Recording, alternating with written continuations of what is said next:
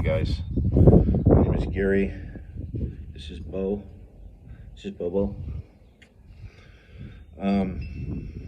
Grateful recovering alcoholic and drug addict. I just got done with my little workout for the day, and I was thinking about recovery this morning, and what really helps the most is,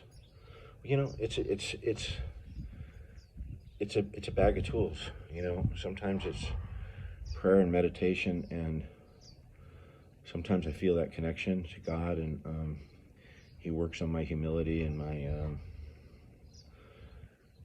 letting go, letting God know that He's in charge, and just surrendering to the fact that I've got a new employer, man, in this life of sobriety, and it's not me. It's my own conception of God, and I seek that power, and that power keeps me sober, and He helps me with things like humility and fear, walking through the day, in spite of the fear, knowing that God is going to put me where I need to be. I truly believe that. And sometimes, I don't feel that connection. I go through the motions, and my head's going so fast sometimes that it's really hard to meditate without having thoughts come through every 2 seconds, every 1 second, 3 every half second. So I rely on meetings, and going to meetings and just listening. Sometimes it's just powerful just to listen to what everybody else's solution is to their alcoholism. And sometimes it's to use that meeting to share what's going on with inside me, so I can hear something come back, or get it off my shoulders. There's a lot of power in saying, I'm afraid of the future. I'm afraid I'm not going to get this, or I'm not going to have enough. And sometimes it's just calling up a friend or a sponsor and saying, what do I do? I'm very fortunate. I've got a couple of people I work steps with, and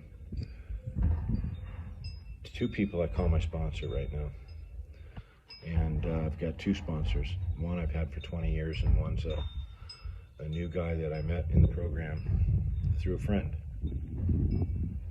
And they've came before me, and to hear, it's two different pitches, man.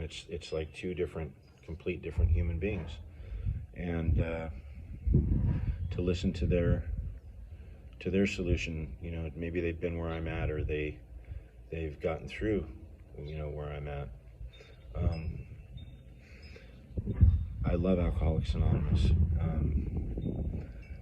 I don't know if there's a lot of people on here on TikTok and YouTube and these different platforms. I usually mostly use TikTok now, but there's a lot of people that don't go to meetings, and I really don't judge. But God, I think, what would I do without it? And why wouldn't I? Why wouldn't I try to make a connection with other people and listen to people who've lived this thing before I did? And it's a great way to live life if you're sober, or if you're trying to get sober. Pop into a meeting. It takes a lot of courage for an alcoholic or drug addict to walk into a meeting for the first time and raise their hand and say, I'm Gary, and I'm an alcoholic, or I'm a drug addict, and I've got a problem. I need some help. But it's a very powerful what happens after that. Very powerful. And it's a humbling experience. And we've been out using drugs, and we got bad attitudes, and we need a little humility in our life. And that was my first step to humility. And I do it often. I do it often. I say, hey, I'm the one with the problem today. I've got this going on or that going on, It's usually ego, fear. Fear. The book says it's an evil and corroding thread. The fabric of our existence was shot through with it. And it sets in motion trains of circumstances that brought us misfortune we felt we didn't deserve. And it goes on to say fear ought to be classed with stealing. It seems to cause more trouble.